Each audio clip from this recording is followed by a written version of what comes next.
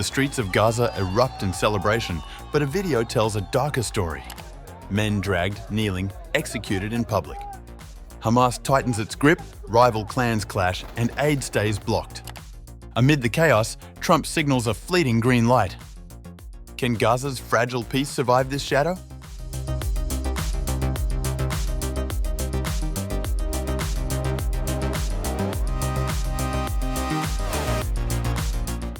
While the world celebrates the Gaza ceasefire, the reality on the ground still remains deeply tragic.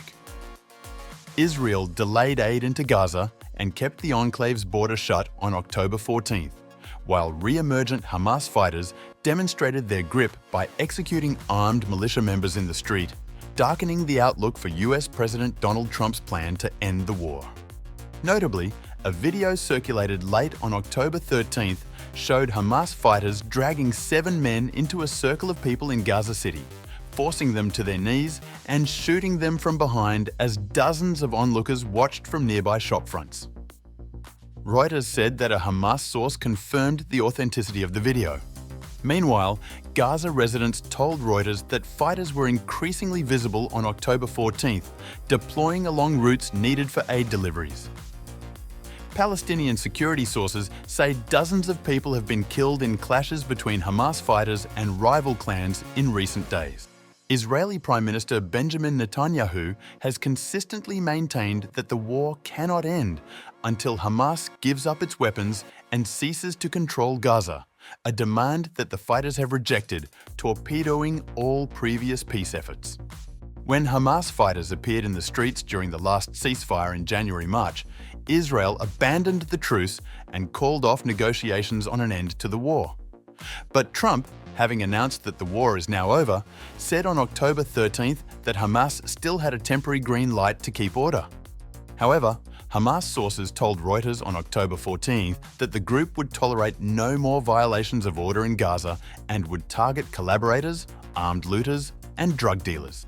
The group, though greatly weakened after 2 years of pummeling Israeli bombardment and ground incursions, has been gradually reasserting itself, with remaining fighters moving back onto the streets since the ceasefire took hold over the weekend.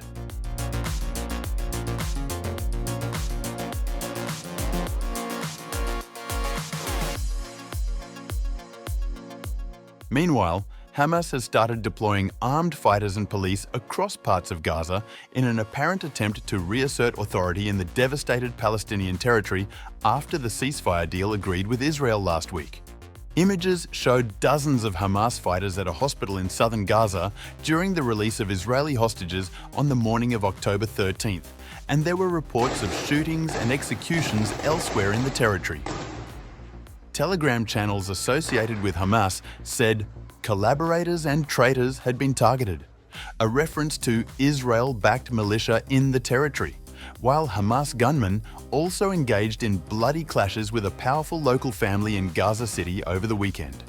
Meanwhile, the US President Donald Trump suggested that the organization was acting within the parameters of the ceasefire deal. I'm sure you've seen reports of Hamas rearming, instituting themselves as a Palestinian police force, shooting rivals. What is your message to We Hamas? are standing because they do want to stop the problems, and they've been open about it, and we gave them approval for a period of time. You have to understand, they've lost probably 60,000 people. That's a lot of retribution. They've lost 60,000 people, and the ones that are living right now were, in many cases, very young when this all started. And we are having them watch that there's not going to be big crime or some of the problems that you have when you have areas like this that have been literally demolished. Meanwhile, contradictory statements have emerged regarding Hamas's ties with rival clans and militias. The New Arab reported that, in a bid to restore order in Gaza, Hamas has offered amnesty to armed groups. But violent clashes between Hamas security forces and militants linked to the powerful Doghmush family erupted following Israel's withdrawal from Gaza City over the weekend. 8 Hamas fighters and 19 members of the clan were reportedly killed in the fighting, which took place near the Jordanian hospital in the Sabra suburb of the city. local media reported that Hamas arrested dozens of Doghmush family members. In a statement, Gaza's Interior Ministry gave members of criminal gangs and armed groups until 19th October to hand themselves in. In a final warning, they said, "Authorities will take strict measures against those who do not surrender." Hamas has vowed to crack down on militias it accuses of having collaborated with the Israeli military. This includes the Popular Forces, an Israel-backed group led by the alleged former drug trafficker Yasser Abu Shabab. In a statement on October 13th, the Doghmush family condemned the violence and denied working with the Israelis. The family is not responsible for these incidents in any way, shape, or form. These are individual acts that have no connection to the family and serve the occupation and its agendas. More than 600 members of the family were killed and hundreds of others wounded in Israel's 2-year assault on Gaza. The Doghmush clan is a prominent family in Gaza, consisting of several armed elements. While some are affiliated with Hamas, others are tied to extremist Salafist groups as well as Fatah.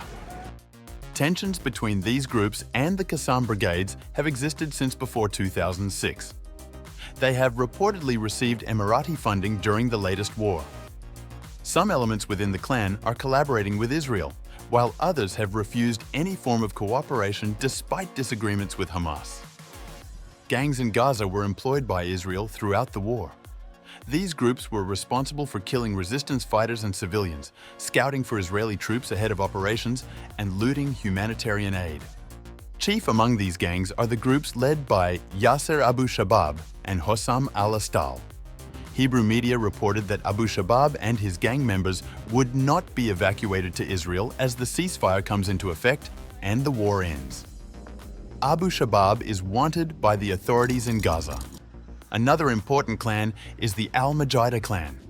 This large and powerful clan is centered in Khan Yunis in the southern Gaza Strip. Its members have clashed with Hamas fighters in recent months. إذا بتخافوا من الدم وقفوا